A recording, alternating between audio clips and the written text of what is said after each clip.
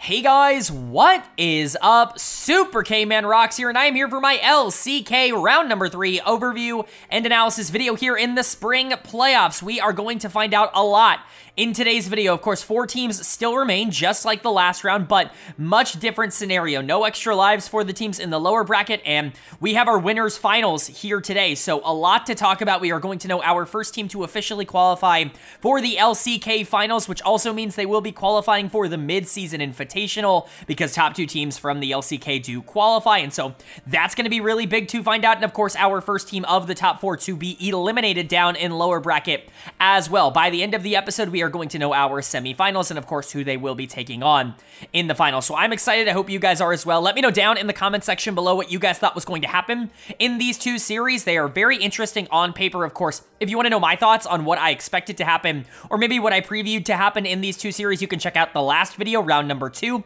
up in the iCard right now. Of course, we have detailed breakdowns at the end of that video going over the series that happened today. Of course, we also have gone over every single playoff game in this channel, as well as every single regular season week. And so we've got all of that up in the iCard as well. The playlist for the LCK is going to be up there if you do want to check out everything that we've talked about in the LCK so far. But today we are going to be talking about winners finals. We're going to be talking about lower bracket round number 2. Technically, it's the 4th place game between the 2 teams that lost in the upper bracket of round 2.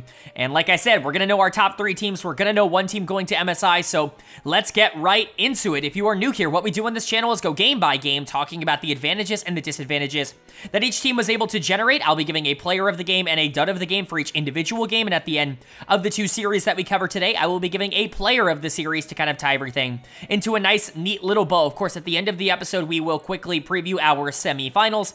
I don't want to spend too much time on that because we've already gone over these teams so much, and we're going to talk about them so much in terms of their individual games in this round, but there will be a little segment at the end. So without further ado, let's jump right into the analysis. Of course, when we kick off our round 3, if you technically will, I guess this is technically round 3, but more accurately, this can be described as winners finals. Kicking off winners finals, the more important of the 2 series. It is, of course, a matchup between the number 1 seeded Gen.G and the number 3 seeded Hanwha Life Esports. Very, very fun matchup. These 2 teams taking a little bit of a different route, I would say, to get here. Gen.G actually barely getting over the hump that was Dplus KIA. That series was a lot closer than I think I and a lot of other people anticipated it being, but I did kind of give a shout in that video about why I thought it was so close. DK has a very interesting matchup into Gen.G. They're actually built very well to beat Gen.G in particular. You have a jungler in Lucid who has not been super consistent the entirety of this year, but has played really well against Canyon because he's practiced and played against him for so many years, them being in the same system on DK for so long. And then you've got a couple of players that I think generally are just kind of built to overperform. Players like Showmaker and Aiming, I think both stepped up and were relatively good in that series. Unfortunately for them, even with all that plot armor, they just weren't able to get through the behemoths that were Gen.G, who clearly look like the best team in the LCK right now. But Hanwha Life kind of looking from a different perspective, as they really didn't struggle at all in their previous series in round number 2. That was supposed to be the closer of the 2. That was supposed to be the series that was more interesting, that was more back and forth, but instead, it was just a domination from Hanwha Life over T1, and I don't think a lot of people saw that coming, but this team is kind of built to beat T1 in a similar way to what we just talked about with DK.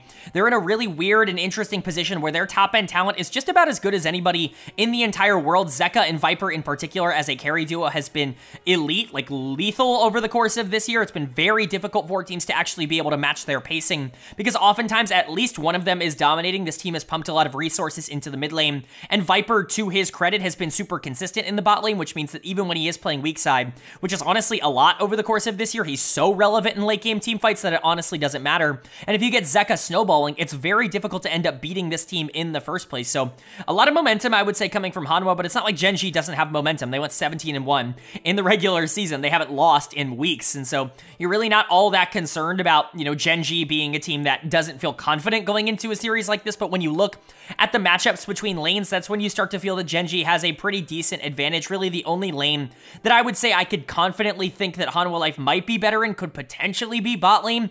Viper and Delight have been elite, arguably the best bot lane in the LCK. It's certainly an argument I'm going to make. And Paze and Lehens, they've been very good, but Paze was actually super questionable in that series against DK, was by far the biggest question mark in general. the player who played the worst, if you will, on Gen.G in that series against DK, and so that's certainly going to be something to monitor. Canyon, I think, also needs to play better in this series than he did against DK. As much as I like Lucid, and clearly as much as Lucid likes playing against Canyon, Peanut is a different beast in terms of junglers, and so if Canyon plays like he did against DK, Peanut is the kind of player that is going to be able to take advantage of that. Chovy versus Zeka is going to be a blast to watch, and Keem versus Doran should also be positive, but both of those matchups should be in favor of Gen.G, at least according to what has happened over the course of this year, and so they were favorites for me going into this series, but I really hope that it becomes a close one because I think Hanwha Life has shown a lot of really good things, and if they end up winning the series and making their way to MSI, making their way to finals against all expectations, that would honestly be pretty cool. It's going to be really hard to not really like and root for this team, and so, of course, going game by game means that we get to start with game number 1, and of course, the winner of game number 1 was Hanwha Life Esports. They are going to take the first game of this series. They're going to go up 1-0, and that's shocking. Like, I really did not see that coming. Not that Gen.G is some sort of, like, pushover, not that they got destroyed in this game, but HLE definitely felt like the better all-around team. Shout out to Chovy. We will talk about him in a second. This was almost the biggest 1v9 that I have seen in a long time. He was the unanimous MVP in the LCK. Not only from the broadcast, from me, it wasn't even remotely close. This was the easiest MVP decision I've had in a long time in terms of the LCK, and he has shown up so far in the playoffs. He was excellent against DK, really held Showmaker to a limited impact on the game, and his ability to be able to take over was a big reason why they were able to get through. But man, he tried his best here, but HLE was just a little bit better, and you can't criticize his opponent because player of the game is going to go to Zeka in the mid lane. R5 Akali, obviously Zeka's most confident pick, his most famous pick, almost certainly that. The Silas, even Azir, I think can kind of fit in that same kind of mold. But you give him that Akali, you let him take over the game, you give him resources as Peanut, to move around the map and get really snowballed, and all of a sudden these fights become almost impossible. Where is the mobility coming in from Gen.G? Well, you've got Azir potentially dashing out, and you've got Peel, I guess, with Sedge and Nautilus if they're not going to try to play frontline, but Aphelios is a dead man walking in a majority of these fights with the super fed Akali. Urgot's really never going to be able to take over because his damage is never really going to be able to match the Akali on the other side, and he's really not going to be tanky enough to ever survive, Akali plus Rek'Sai plus Zeri in a lot of these 5v5s, and so you do get to a point where, yes, Chovy is doing a ridiculous amount of damage on the Azir in the backline of a lot of these fights. His positioning is perfect, but it just doesn't matter because HLE as a unit is a lot stronger, and the Akali is definitely enough of a primary carry to push you over the top. Zeka has been tremendous over the course of this year. He finished 3rd in my MVP voting, only behind Chovy and Faker, and I really do think that that is indicative of how good he has been. For Hanwha Life, a lot of people like to point to Viper and Delight and even Peanut and Doran, maybe not as much Doran, but even Peanut at times as like the focal points, the driving forces for HLE over the course of this year. To me, it was very clear that Zeka was their most important player, whether or not you want to say he was their best player. He was certainly the one that was dictating whether or not this team played well or not. When they destroyed T1, a lot of that was Zeka playing super well and being super active. Of course, Viper and Delight have been exceptional in this playoff run. Delight in particular, who is just this massive playoff performer. A couple of good engages here on the Alistair. Wasn't exactly the driving force that he had been in some previous games for this team, but he was still excellent. Viper's very good at Zeri. It's almost unfair to give him something that scales so effortlessly into the late game because, as we've talked about before on this channel, Viper's role on this team, or at least what it has been over the course of this year, is essentially to just survive the early game and be super relevant in the 5v5s. In the late game, be there if he needs to be for skirmishes, but he's not expected to be able to win the 2v2. He's not expected to be able to dominate that phase of the game. Really, his goal is to be able to get his team into a good position to be able to capitalize on whatever advantages are going elsewhere in the map because they know he's talented enough to not need resources. But, Doran was excellent here. He had a great series, obviously, against Zeus. It just kind of is what it is. He has some sort of voodoo magic where he just beats T1 and he beats Zeus every single time that he plays against them. But his Rek'Sai was actually very good this game. I would definitely say that he was the better top laner of the two. And Peanut was also solid. Didn't love the Wukong's engages, but for the most part, they were certainly good enough to get the Akali fed, and that's really what ended the game. So credit to Zeka, continues to really push this team forward and raise the ceiling of, I think, what HLE is actually capable of doing. And that's really what's going to push them over the top. Beating Gen.G is not easy, and HLE did it very confidently here. But for Gen.G, again, a couple of really, really good things that came so close to you being able to take this game number 1. Chovy 1v9, I mean, come on, like, Canyon had a couple of really good engages. I'm not going to sit here and say that Canyon did nothing, but this was Chovy versus the world. This was him putting out 10k damage in every single team fight and just having nobody else on the team to actually be able to follow up on any of the things that he was doing. As soon as he was out of fights or as soon as he was unable to actively carry the team anymore, then it was just over. There was nothing else that Gen.G had going for them, and that is at the very least a bit concerning. Dud of the game for me is going to go to Keen. He led the team in kills, and yet he was constantly useless in late game team fights. This is the problem with Urgot, and a big reason why this champion has just not worked at the pro level so far. I understand the idea of it. I'm not going to criticize the pick. I'm not going to criticize the draft, because I get the idea of wanting to draft late game scaling, but you do get to these late game situations now where the Urgot has a lot of the gold, a lot of the kills, and just can't actually do anything with it. He goes in immediately, he gets targeted down by Zeri, by Rek'Sai, by Akali, and it's just too much damage for him to be able to survive. He's not actually able to get anything off, and then all of a sudden the game is just kind of over. I don't really love Urgot in the current meta, and I think this was a very good example as to why I'm not a big fan of Urgot, but Canyon and Chovy were fine. Pays and Lehens continue to underperform, I would say, a bit. Really hard to blame Pays for this game. Just really hard to play into a Fed-Akali as a Felios with no mobility, especially if the rest of your team is already relatively squishy or behind. That way they can't actually peel you off.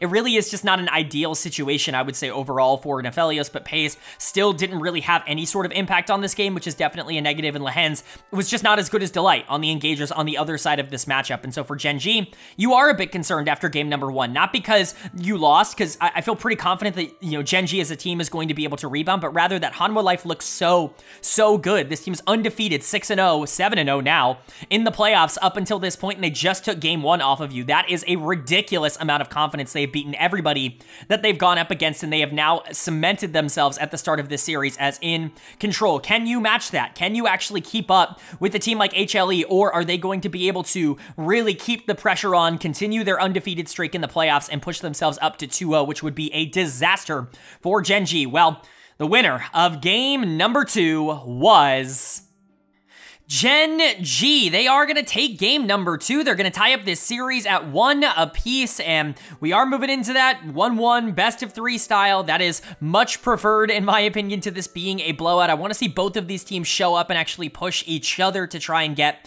the best possible team to emerge by the end of this series, and Gen.G definitely showing up, in my opinion, a lot more than they did in game number 1, although this was still a close game. Hanwha Life had a couple of really good things going for them here that I think helped delay the game a little bit longer, keep them alive in certain circumstances, but at the end of the day, Gen.G's comp was just a lot more suited to play towards this back end of the game, 5v5, and so even if they were in a relatively okay spot sitting around 30 minutes, the longer this game went, the more the Aurelion Soul became a bit of a problem, the more the Sejuani could just permatank all of the damage coming in from HLE. They don't really have that hyper carry. I mean, Zeri is supposedly supposed to be that in this comp, but we'll talk about why that was never really going to be the case with how Gen.G ended up playing a lot of the early game. But let's give a lot of credit where credit is due. Player of the game to me is going to go to Pays in the bot lane. Lucian Nami can sometimes look very useful, and it can sometimes look almost entirely useless.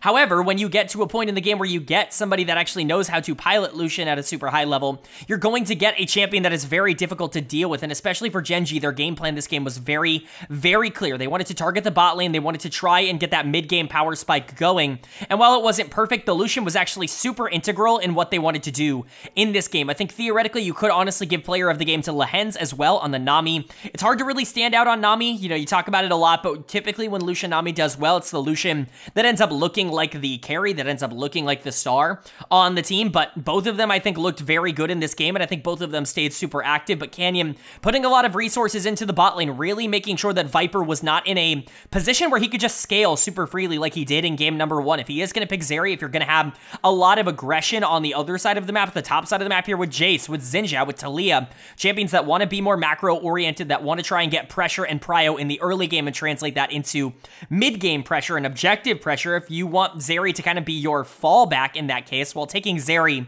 out of the equation could theoretically put you in a better spot, especially if you have that Aurelion Soul scaling in the mid lane, and that's honestly exactly what happened in this game. It really was a good idea from Gen.G to target that, because I do think that clearly having the ability to just have your late game hyperscaler outdo the enemy's late game hyperscaler, it was super important. Pays, to me, was the most integral in that in the mid game in terms of actually being able to set up this strategy to work. But like I said, Lehens was also excellent, and you really got to point out Chovy as well in this game. I think Broadcast gave him player of the game on the Aurelion Sol. They don't win this if he's not doing as much as he is in the late game. He was the hyperscaler that ended up actually being able to carry team fights and win the game. However, I just don't think he actually did all that much himself personally to get himself into that position. It was mostly just capitalizing on what his champion does at a super high level. I want to give a lot of credit to the bot lane for actively making the decision to be more aggressive, to potentially challenge the bot lane a bit more in the mid game to set up the fact that Aurelion Sol could just outscale the Zeri. And then credit to Canyon in that same vein on the Sejuani. It is really difficult to play a frontline tank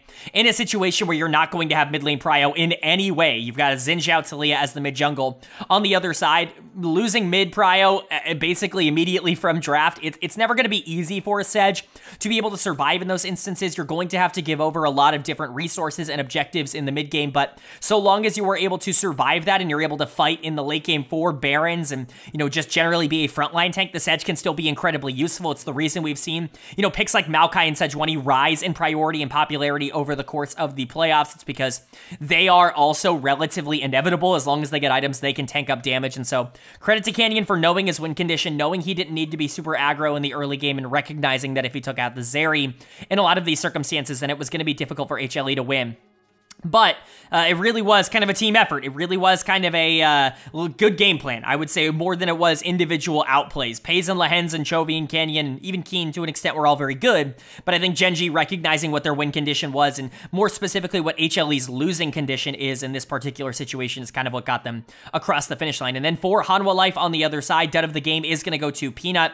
When you're talking about a top side that has Jace, Xin Zhao, Talia, you're really expecting the Xin Zhao to be super aggressive and to look for constant aggressive engages and to really try and fight constantly, and Peanut just wasn't doing that. Sometimes you can criticize Peanut for being a little bit too passive in certain circumstances, and I think this was definitely one of them. I don't necessarily think that Xin Zhao is super up the style for what Hanwha Life want to do. They really do want to pressure the mid lane, but having Zeka on something like Talia, which he can play, he is relatively good at, and he certainly wasn't useless at in this game, but having something like Zeka be on Talia to try and enable Peanut as the jungler just doesn't feel like the style that's kind of gotten them to where they are. And then, like I said earlier, a lot of pressure in this comp is on Viper, especially as the game gets later and later. You've got a lot of tools to set up the Zeri to be able to carry, but if the enemy team does put a lot of pressure into that spot, then all of a sudden it does become more difficult to win. Doran, to his credit, was doing so much in this game, and he's really somebody that I think has stepped it up a lot in this playoff run for HLE, but it just wasn't enough to get over the game to hump. So the series is tied up at 1-1 now. We know going into game number 3 that whoever wins this is going to be in a much better position. I talk about this all the time on the channel, but game 3, once you get to a 1-1 point in the series, becomes the most important game in the entire series. And so very important to see both of these teams step it up when it matters the most. Who's going to take game 3 and who's going to take control of this series? Well, the winner of game number 3 was Gen.G. They are going to take game number 3. They are going to take control of this series for the first time, and, you know, the series has been pretty back and forth the entirety of the time up until this point. Neither game 1 or game 2 was really controlled from start to finish by one team, but man, how did Hanwha Life lose this? How could they possibly lose this game number 3? This felt unlosable. This felt entirely in their control. Their comp is really, really strong. They have a lot of tools, and I get that they don't scale as well into like isolated 5v5s or end objectives as Gen.G theoretically does. And yes, when Mountain Soul goes over to the side of Gen.G, do these fights become a little bit more difficult? Yes, but how do you lose this if you are HLE in the position that you were in? I think bad target prioritization in the back half of this game, as well as just not having the gold on the right members of the team. Perhaps if you had all of it onto the Jinx, you could have done something a little bit more consistent, but a lot of it went over to the Vi in the early game, and typically I'd be okay with that, but man, it just didn't end up working out. Congratulations to Gen.G for winning game 3 here, for getting themselves on top in this series for the first time, but golly, their early games are looking inconsistent. I know we've always talked about this team being relatively, you know, up and down, relatively slow in the early game. I think that that's definitely kind of the phrasing that I would like to use. That's coming through in this series, because Hanwha Life is doing a very good job of establishing their leads. It's just unfortunate that they weren't actually able to capitalize here. An amazing game, but player of the game, come on, man. It's got to go to Chovy. I know sometimes it feels like I'm a bit of a Chovy dick rider. I really try not to be. I try to be as unbiased as possible on this channel, as anybody who's followed it for a long time knows, and I really do believe I'm being unbiased in saying that if Chovy didn't play the way that he did in the back half of this game, there's a 0% chance that Gen.G wins. Now, credit to Pays, who I thought was really good on the Zeri, obviously incredibly influential in a lot of these fights. Credit to Canyon, who I thought was also incredibly good on the Jax, not only at applying pressure to objectives, but applying pressure outside of objective fights on waves to keep Hanwha Life from really running over the game and keeping it delayed for as long as possible. Keen had some really good ultimates, I would say, in some of these fights. Lahen's had a couple of good hooks, but really, come on, it's the Shuriman shuffles that are going to be pointed out in this game as the reason that Gen.G ended up winning. Chovy is just on a bit of a different level from everybody else right now. This was truly an exceptional performance. He wasn't the only player on the team to play well, but he certainly was the one that garnered most of my attention in this one, and he's going to earn all of the praise that he is going to get here. He truly is just different. Like Zeka, Viper, Peanut, they're playing really well on the other side of this matchup. Specifically, Zeka, I think, has been very strong in this series up until this point. Obviously carried game number 1, but has been solid to very good in games 2 and 3. Viper had one of his better games of the series up until this point on the Jinx here in game number 3, just couldn't quite close it out. Peanut, I thought, was super useful in the early and the mid game to be able to establish that pressure, but it all didn't matter because the best player in the game was on the other side of the map, and that was Chovy. So credit to him, credit to Gen.G. Again, I don't want to take anything away from Pays in particular, who was incredible in this game, constantly creating opportunities for the rest of his team. Keen was everywhere on the map. Keen actually had a very proactive game on the Rumble. I think at times it's a little bit too much. We talked about this a bit in game number 1 on the Urgot. You're going to be looking for big plays when you put Keen on something a little bit more aggressive, and you know, we've seen Doran actually do a much better job of being able to control aggression on the other side of this in the playoffs. Keen was definitely in some over-aggressive positions in team fights. He was dying a bit earlier than maybe you would want on the Rumble, but you just get one good ultimate off per fight, and that's it, right? Like, one good ultimate is all you need. If you can burn people down with Rumble, it doesn't even really matter if you do anything else. If it sets up Canyon and Chovy and Pays to win the game, then it's great. So credit to Gen.G, credit to Chovy, credit to this entire team for being able to survive the onslaught, the mid game that was, you know, Hanwha Life's beautiful mid game, and get to 40 minutes and win the pivotal team fight at the end of the game to end up winning this one. But for HLE, you gotta feel horrible that you lost this one. You had full control of this series in the palm of your hands, and you let it slip through your fingers, and that's really kind of a bad feeling. Going into game 4, I can't imagine it's the most confident that they have felt. Remember, they hadn't lost a game up until game number 2. Now they've lost 2 in a row, and they really should not have lost this one. Dud of the game does have to go to somebody, so I'm giving it to Delight. I really don't even think he played all that poor. I think as Tom Kench, it can be a little bit difficult to be super useful in the back half of this game. Really, your job is to keep the Jinx safe as much as possible, and really the problem that I had with him is just that he was too aggressive. He was going for too many big plays, and I think he needed to be a lot more there for his backline. But, you know, I think you could point out how Peanut's team fighting got worse as the game went on, and that's certainly concerning. Zeka was not breaking the game on Ahri, even if he still was very good. Like, these are nitpicks. Like, Doran was playing Rek'Sai, so what is he supposed to do in the late game? These are nitpicks, right? These are things that you can point to and say, well, if this and this got better, if their positioning around that last fight was a little bit better, perhaps they're in a better spot. If they don't just, like, clump up around a Rumble Ultimate, perhaps they're in a better spot. But all of these are small, minor things that I don't think would have affected a team that much if they weren't going into the best player in the world, and that was unfortunately the problem for them. Now your back is up against the wall. It's not really about what happened to get you here. You have to look at game 3 and you have to put it in the back of your mind. You can't let it weigh you down. You have to be able to push forward and move on now to a game number 4 and push this to a game 5, or else that game 3 loss is going to sting even worse. For Gen.G, you want to close this series out as quickly as possible. All of these games have been close, and yes, you're up 2-1, but you are in a real struggle in this series. Hanwha Life is certainly not a team that you want to go to a game 5 with, because either of them could win that game number 5. So HLE looking to keep their upper bracket run alive, and Gen.G 1 game away from qualifying to MSI. Who is going to get their wish here in game number 4? Well, the winner of game number 4 was Gen.G. They are going to take game number 4. This series is going to end in 4 games. HLE will move now down into the lower bracket, into the semifinals to take on the winner of the series that we will talk about next. And Gen.G has won their way into the LCK finals, and of course that means also won their way to the mid-season invitational, to MSI. They have qualified for the first international tournament of the year. They have obviously deserved it. This team went 17-1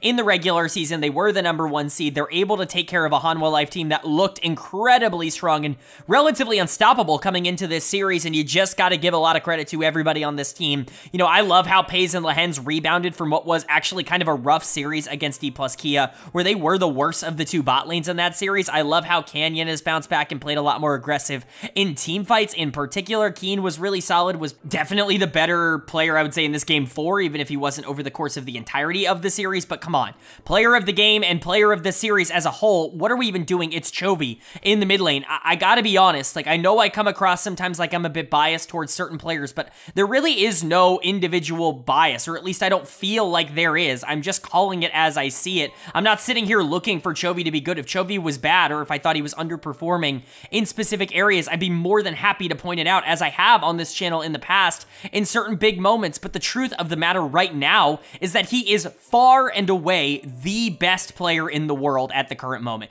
I tweeted this out like 5 minutes ago as of recording this, but right now there is just not a player in the world that is playing on his level in terms of what we have seen so far in 2024. Whether you think that's going to keep up for an international tournament, or whether or not you think he can do that, you know, all the rest of the year, like, that's up to you. That's up to your interpretation. What I am saying is that through, you know, April 9th, which is when I'm recording this, 2024, so far this year, there has been absolutely nobody in the world that has played on the level that Chovy has. And it's just not fair to see him go up against these really, really good players and these really good teams and just absolutely smoke them, win all 3 games for his team, be the driving force for his team in all 3 games. A team that won 17 games, 17 series this regular season, by the way, was very, very good. Almost all of them are first or second team All-Pros. Chovy was the one driving them forward. Even in their loss in game #1, he tried his absolute darndest to win that game for his team in the back half. There is just nobody who can team fight quite like Chovy can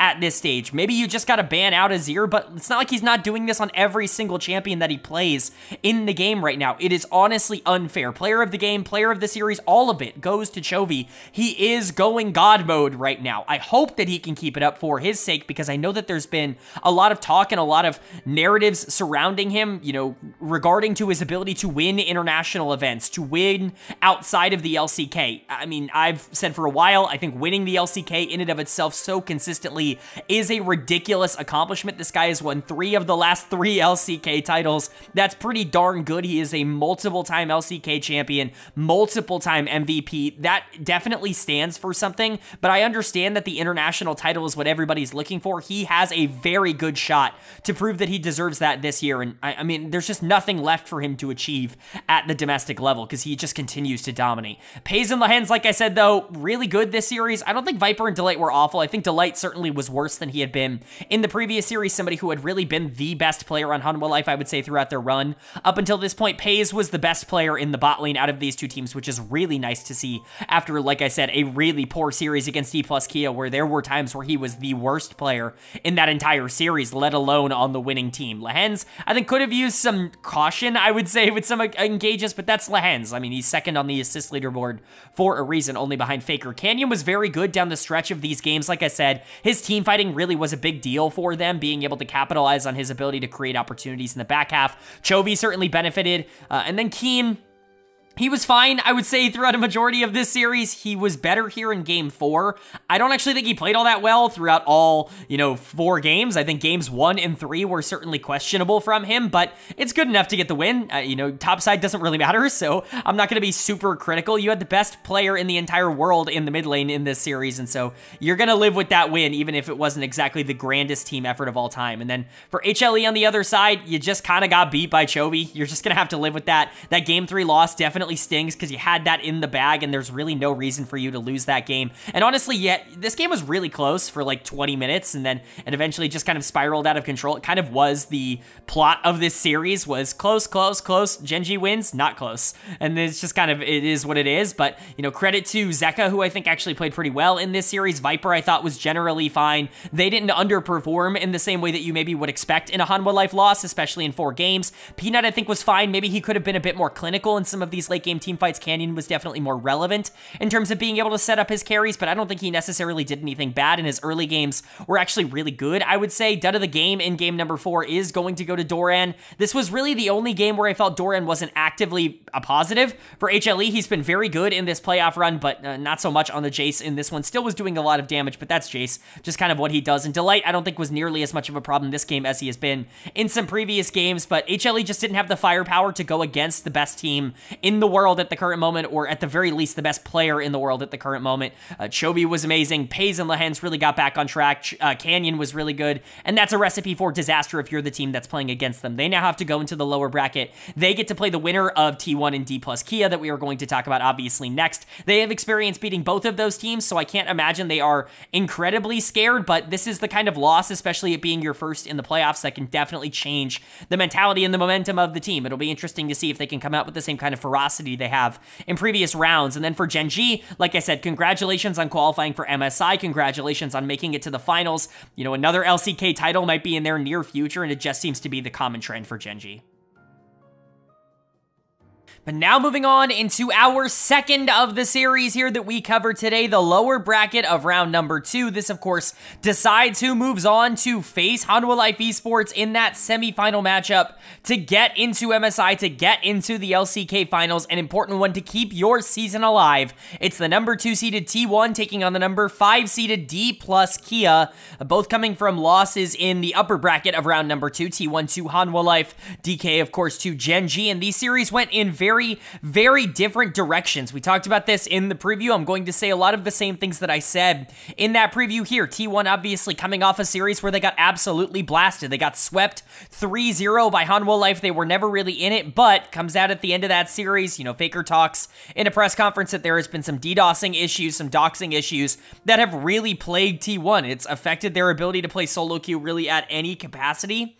And that means no practice. That means no real ability to try out weird things. That means you can only really play in scrims, and it's just not necessarily a good sign for this team moving forward. However, if that is something that could potentially be getting solved as we go into this series, that could definitely be a positive. Also, from a talent perspective, they are pretty much better across the board. Really, there's not really any lane I would point to and say this is the place where you could exploit T1 if you are DK. I think you could look at all 5 positions and feel pretty confident that you have an advantage. But for DK, they did look significantly better in their last round, round number 2, that matchup against Gen.G, a team that we just saw go out and beat Hanwha Life, go to the LCK finals in pretty good fashion. DK pushed them to 5 games and really played them tough. Now, a lot of that, I think, was matchup. A lot of that was some interesting, you know, draft picks, generally just a really nice understanding of the things that Gen.G in particular wanted to do, and I'm not sure they're going to have that same kind of successful pattern against a team like T1, but they have a lot more confidence and momentum going into this series than I think people are giving them credit for. Most notably, aiming in the bot lane, I think, has been really good in this playoff run. Showmaker is obviously a super big positive for DK overall, and Lucid, I think, has been significantly better in the playoffs than he was in the regular season, so there is reason to believe that DK could make this series interesting, but T1 are favorites for a reason going into this, so long as they have not been affected too much by whatever is going on in terms of their solo queue, their DDoSing right now. then they should be walking out of this as the winners. Honestly, they were upset by Hanwha Life in that second round anyways. I don't think people expected them to be in this lower bracket. It's not the most surprising or worst or most shocking thing in the entire world, but it's still something to try and keep note of. Can DK continue to try and push T1 to limits that I don't think they expected to be at this early on in the tournament, or is T1's advantage basically everywhere across the map going to be too much for DK to handle? Well, the only way to find out is, of course, to go game by game, and that means starting off with game number 1, and the winner of game number 1 was T1, they are going to take game number 1. They're going to go up 1-0 in this series, and this is the T1 that we have kind of been waiting for. This was honestly a pretty traditional T1 performance. This is basically exactly what we've grown to know from this team over the course of this year. Not exactly the most dominant early game in the entire world, even with picks like Kalista and Xin and even the Camille support that should be able to apply a lot of pressure early on in the game. They're not exactly the most aggressive team in the entire world. They're not looking for constant skirmishes. They are not looking to constantly be at your throats. What they do is consistently build up a lot of pressure, put themselves in a spot where they're a little bit ahead, and then take one fight at around 22, 25-ish minutes into the game, and then all of a sudden the game is over. They get everything off of that one fight. They push their advantage, and there's no way for the enemy team to come back. It is very much indicative of how they have played the entirety of this year, and DK is just not really the kind of team that can withstand that kind of pressure. So credit to T1. Player of the game for me is going to go to Owner. Super excited to be saying that. This is a player that typically does get better in the playoffs, which is very important for T1 because I honestly was very underwhelmed by how Owner played in the regular season, and that's honestly become a bit of a regular occurrence for him. I'm not sure if he just takes the games off. Mentally, like, I don't even think he was horrible. I just think that he didn't do anything overtly great in the regular season. He relied a lot on Faker and Zeus and Keria making a lot of the aggressive plays for him, establishing lane pressure, and he just kind of went along with what everybody else on the team was already doing. It wasn't exactly the biggest confidence building thing for me going into some pretty pivotal moments for T1. He's been pretty good, I would say, in recent weeks. He certainly was better towards the back half of the regular season. Didn't get to show a lot of that off in the Hanwha Live series. He was generally fine. Certainly wasn't the biggest problem on the team when they lost there, but it's nice to see him pick something like Xin and still be super relevant in the mid game. His macro pressure was actually just really high in this game. They really played around the kind of explosive side lanes a lot more aggressively than I think they would have in a lot of different circumstances in a lot of different years, and I think that was just generally a major positive for them overall. Zeus obviously looking very good on the Twisted Fate here. He is somebody that is going to need to step up in these important series in order for them to be relevant. I know a lot of pressure has been put on Zeus in the past in terms of their playoff performances, or more accurately, his playoff underperformances. I think especially when this team loses big series and big moments, I think a lot of people point the fingers at Zeus and say that he could perform more. Well, he did his job here in game number 1 on the TF. That is for sure. The Camille support is obviously something that you have to point out. I think Camille generally is a pretty interesting answer to something like Nico. I don't think they had any idea that Nico was going to be going into the bot lane when they picked the Camille, but still, I think it's actually not all that bad for Camille. Yes, Nico can root you, but if you're not able to land the root, Nico is just kind of a sitting duck in the early phase, and Nico is really picked for her early pressure. Yes, she can set up a lot of kills in the late game, but Nico is most known, I would say at this point, as an early game champion that likes to pressure laning phase because she does so much damage in the early game, especially with something like Varus. It's really there to shut down the Kalista to make her life a lot more difficult, but you can't stop both the Kalista and the Camille from getting on top of you, and so I think Keria's pick was relatively positive. Guma was fine. Faker was good. He went deathless. That's all you really want to see from him. Just generally a good game from T1, and I think this is basically all you wanted to see from them at the beginning of this series. But for DK on the other side, they wanted to go to some more, out there comps to try some more interesting things. Showmaker on the Diana. We've seen this in the LPL. We've seen teams, pull out Diana mostly in the jungle, but Showmaker wanting to pull it out in the mid lane didn't exactly get to show off the most of the potential of that champion. She can really take over games. I don't think she's nearly as weak as people want to make her out to be right now. I certainly think she can make a pretty big impact, but Showmaker just was never in a position to actually be able to take advantage of that. Dud of the game to me is going to go to Kellen, as much as I'd like to sit here and say that, oh, Kellen entirely misplayed. Oh, he had some really awful positioning errors, and there was one real bad positioning error in this game, but outside of that, it really was the champion that just wasn't necessarily relevant. Again, when you're losing lane early as Nico, especially with the Varus into Kalista Camille, you're never really going to have a moment where you can apply a ton of pressure, especially if you're not able to actively engage with that ultimate in the mid to late game. Like I said, it was really just one big team fight from T1 that ended up wiping the game. Kellen was a bit out of position in that fight, but it's really not entirely his fault. That champion does have to play, especially in the support position, a little bit more on the edge of danger than you would if you were getting more resources in the mid lane. But I think you can point to basically everybody for why this didn't didn't go their way. They just weren't aggressive enough. They weren't actively making plays,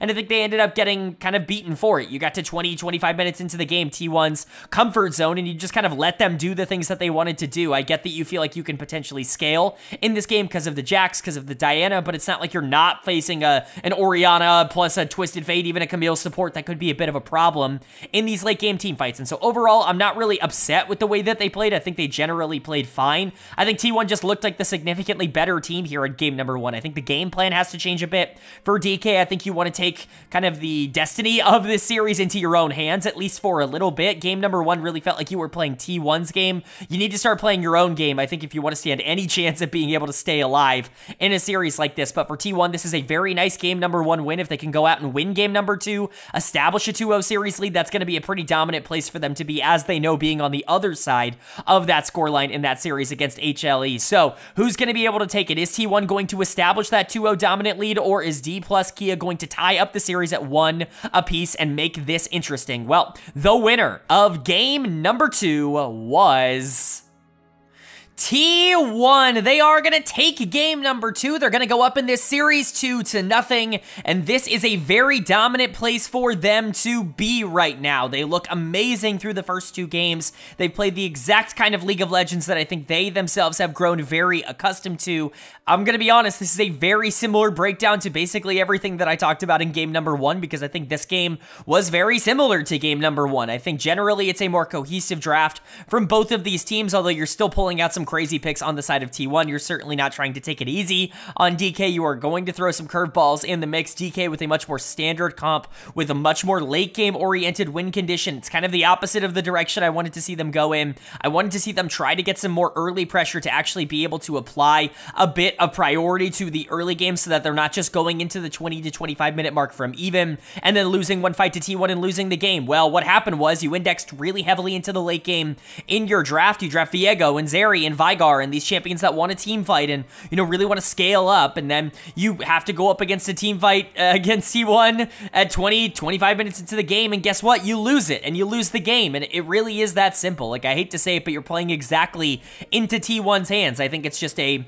mismanagement in terms of prioritization. It's the opposite of what I would be looking to do here, but let's talk about T1 first and foremost. Player of the game, pretty obviously, is going to go to Zeus in the top lane. Pulls out the Vayne top. We've seen this pretty commonly. I wouldn't say, like, super commonly. This isn't one of, like, the most picked top laners or anything like that, but it's certainly not unknown in terms of how top laners have been playing the past few months, not only here in the LCK, but in the LPL, even in, like, the LEC, things like that. You know, Vayne has certainly been a counter pick in certain circumstances, specifically to things like Cassante, that do have mobility, do have tank stats, but can be a little bit vulnerable to range, and I think Cassante definitely runs into that. Usually, though, we see the Vayne not work. Honestly, it's been super unsuccessful at the pro level. We've seen a lot of good players try to pull it out and just not be able to operate it, and not really be able to take over games, but Zeus is just built a bit different. Like I said in the previous game, it is so important for Zeus to actually step up and play super well in not only a series like this, but throughout the rest of the playoffs. In my opinion, he was the best top laner in the regular season. I think he proved a lot to me in terms of his consistency, even if he did have the most isolated deaths of anybody in the LCK. I think his laning was truly excellent. I think really the only times he got caught out was just when he was mentally not checked in. When he was checked in, he was awesome, and he was everything you could have asked. Now, the Vayne is a little bit aggressive. I don't think it's necessarily something that's going to work every single game, but to know what's in his pocket, to know we can pull it out if the game does necessitate it, I think that is definitely a positive. We'll talk about Kingen in just a second, because it was a bit of a top gap, but shout out to support Sejuani. I actually kind of like this. Like, Senna plus Sedge, I think, actually has some really interesting synergies. I think Sedge in lane is a lot stronger than people remember.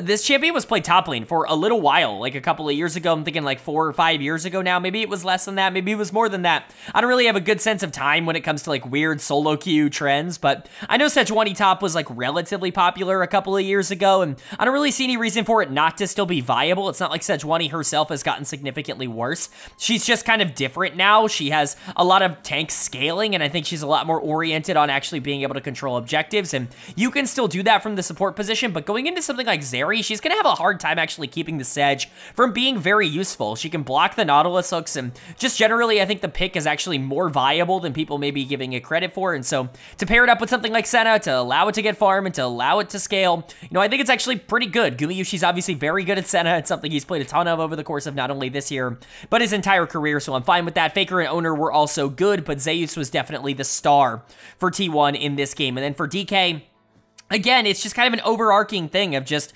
okay, we're going to draft scaling, and then we're going to get to the part of the game that T1 is the best at, and we have our scaling, and we're going to lose anyways, and it's really just not an ideal circumstance. I think you could give dud of the game to basically anybody on the team here, because I think generally they were just way too passive, they didn't make enough aggressive plays, and they ended up getting outscaled because of it, but dud of the game for me is going to go to Kingen in the top lane. He was the most outclassed, I would say. You know, the Vayne really got ahead, the Vayne was really starting to take over, and part of that I think you could just put on to Zeus, and him playing it really well. R5 Vayne into this comp in particular is very, very good. There's really not a good answer to the Vayne unless you can, for some reason, get her trapped in a Vygar cage. I don't really see any reason that that would ever happen. I don't really see a reason for Zeus to ever be that close with Vygar, even remotely as a threat. Like, I just don't understand why you would ever put yourself at risk like that, but theoretically, that could be a problem for the Vayne player if she's too aggressive, but Kingen ended up getting absolutely punished for this Cassante pick. It generally feels like there are some picks he plays really well on and some picks he doesn't play really well on. Cough, cough, Rek'Sai and Aatrox, cough, cough. It definitely feels like he either gets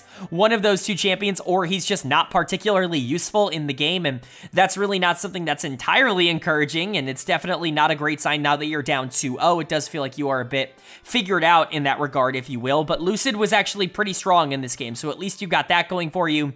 Aiming is not stepping up and dying for no reason. He's still playing relatively well on the edge of danger, not taking unnecessary risks, which was a big positive for him throughout the rest of the playoffs, and so that's certainly something to keep in mind. And generally, I really like Vygar as a pick. I think it's very underutilized in the meta, and I think it's something that more teams should pull out, and so I don't really have a lot of complaints about the individual champions. I just think the ideology around what you were going for here in Game 2 is just not what I would have done. I want to see some early aggression. I want to see this team try to take the fight to T1 early, not allow them to get to this 20 to 25 minute power spike where they can just play from even, where they are really good at the macro part of the game. I don't want to see that happen, but they are on series point, and that means split points, a season point, if you will, for DK. If they lose this game, they are eliminated. If T1 wins this game, they move on to take on Hanwha Life in a rematch in the semifinals. Can DK keep the series alive and push us to a Game 4, or is T1 going to close this out in a clean sweep? Well, the winner of game number 3 was T1. They are going to take game number 3. This is going to be a clean sweep to rebound from the clean sweep they themselves suffered in the previous series, and they are going to be moving on to the semifinals to get their rematch with Hanwha Life Esports. This is the T1 that we all expected going into the playoffs, and would you be surprised if once again I told you it was a relatively passive game up until 20 to 25 minutes, where then the team just started to take over. They won 1 or 2 big fights, and then all of a sudden the game was over? Are you shocked to hear that was the outcome of this game? You shouldn't be at this point. This is just what this team does. We know who they are. We know what style they like to play. We know what they're going to look for, and DK just never made any sort of adjustments to try to match to that. I do think this is the best draft they had in the entirety of the series. Lee Sin, Ahri, Kalista, all things that can actively do things throughout the game. The problem is they're just not good enough to be able to push those advantages. So even with the Lee Sin having Prio in the early game onto the Poppy, even with the Ahri and the Kalista theoretically having more pressure coming from the middle and the bottom side of the map to be able to move around and to be able to create more advantages, they're just not being piloted by players that are strong enough to be able to generate those advantages in the same kind of way that they would be the other way around. So, you know, we'll talk about it. DK season is over. Their split is over. They are not going to MSI. They finish in 4th place, but honestly, that's really not all that bad of an outcome for them, and we'll talk about that when we get to them. But player of the game for me in game number 3 is going to go to Faker in the mid lane. You know, we talked so much about Chovy in the previous series for good reason. He was sensational, but Faker, obviously second in MVP voting, certainly not somebody that should be overshadowed in any kind of way. We saw Chovy play the daylights out of tank Azir in the previous series, constantly going for engages, constantly playing really aggro, and trying to push his team forward as an aggressor.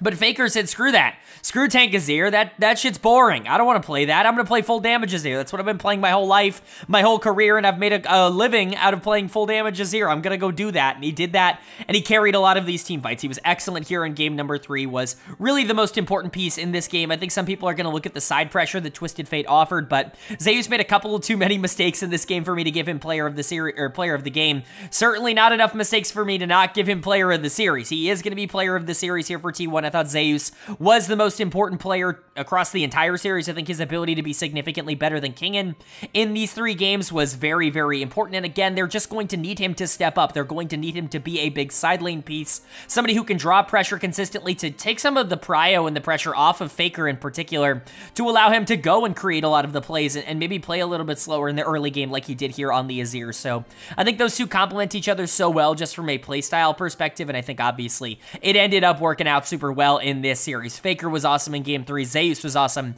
as the player of the series in the whole series. Owner I thought was really good, certainly better than Lucid, even though I don't think Lucid actually played all that bad. He was maybe the best player on Dplus KIA across this series. Not that that's a super high bar. I honestly don't think anybody played all that well on DK in this series, but Lucid was fine. But Owner was just a little bit better. I think he is getting back into form, and that's really the only thing that you could want to say about him. Keria, Gumayushi, they were fine. Didn't really have to do a whole ton this series. Again, this more so felt like a team effort. It was T1 slowly establishing themselves in the early parts of games, going to Baron and winning the Baron fight, getting the Baron, and ending the game. It is the T1 experience. There's really not much else I can tell you. I wish there was more analysis for me to give, genuinely. I wish there was more that I could say in these segments, but T1 moving on to the semifinals. They are one series away from getting to where I think they expected to be all along as the defending world champions. They want to make the next international tournament. They don't want to, be kicked out in 3rd place. They want to make top 2. They want to make the LCK finals, and hell, they can even still win the LCK. That is certainly still within the realm of possibility for this team. But for DK,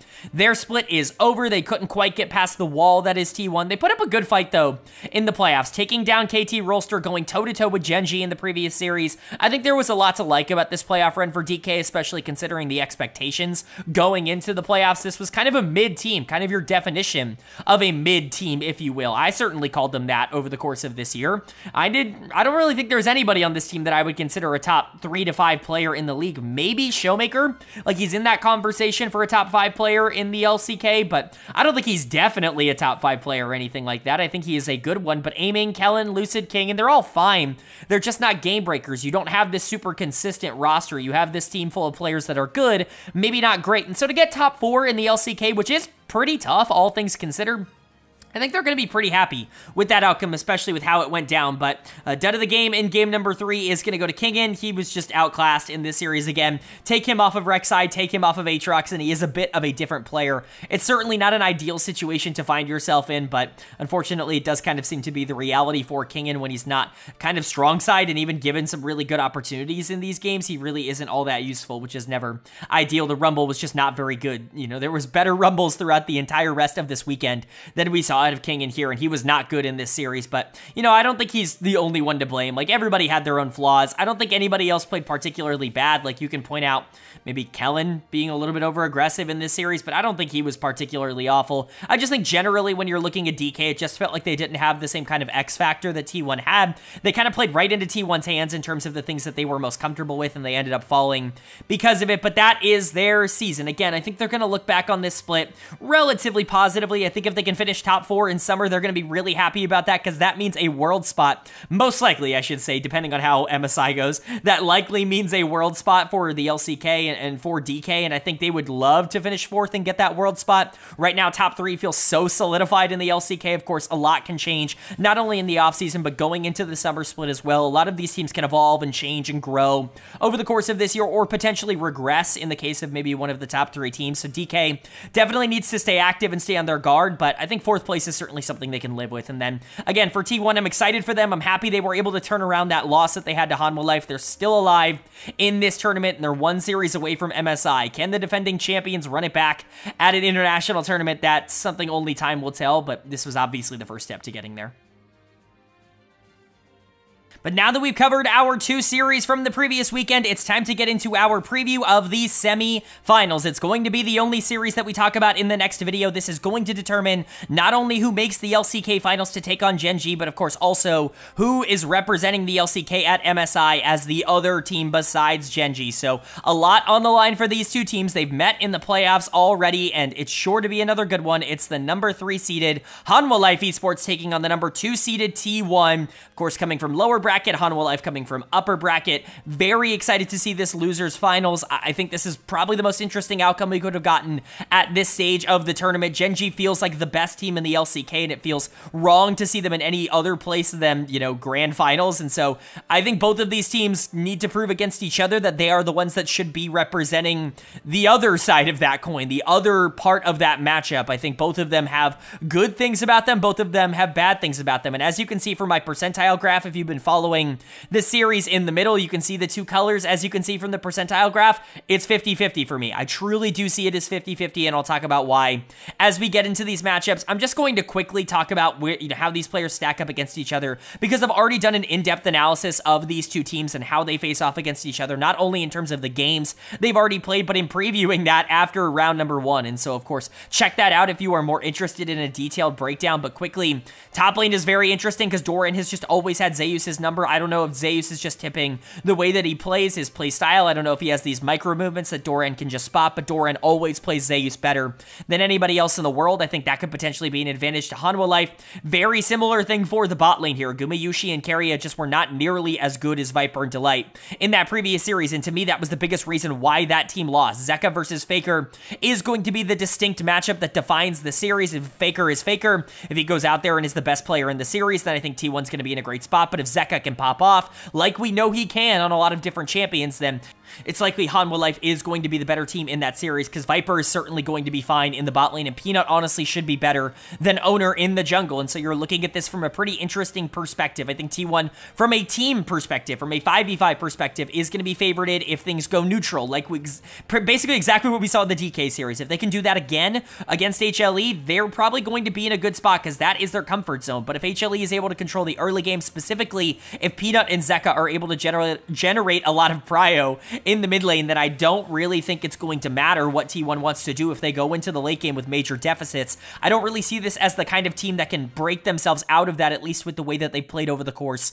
of the regular season here in 2024. Of course, we've seen this team do better things in the past, especially when things matter the most. That's why this is a 50-50. On paper, to me, this is Hanwha Life favored. I think when you're looking at this from a matchup perspective, I think Delight is primed for a massive series. I think Zeka is primed for a massive series, so long as Peanut is super active on the map. I think Viper could be primed for a massive series. Doran has always had Zeus's number, but T1 is just one of those teams with so much plot armor, with so much confidence in these big moments, that it's really hard for me to bet against them from making the top 2, especially in the rebound to their world finals. And so, yeah, I have this as a 50-50. Would love to know what you guys think of this down in the comment section below, but really all I'm hoping for between these two teams is a competitive series. I did not like that we got a sweep the last time around. I want to see these two teams go head-to-head and really make each other sweat, and I really hope we're going to get that here in the semifinals.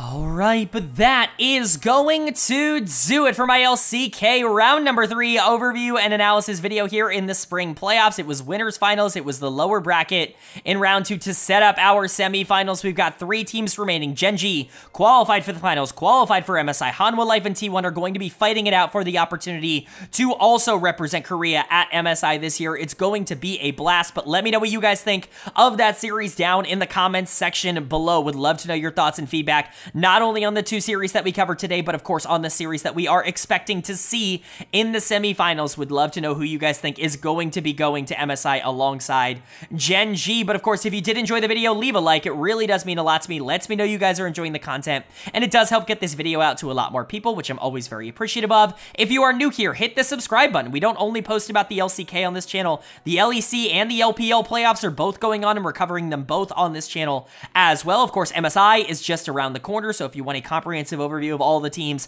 that are going to be representing their regions here at MSI, this is the place for it. Hit subscribe and hit that bell so you can be notified when all of those videos do go live. But of course, with all that being said, I hope you all are having a great day. I hope you continue to have a great day, and I will see you all later.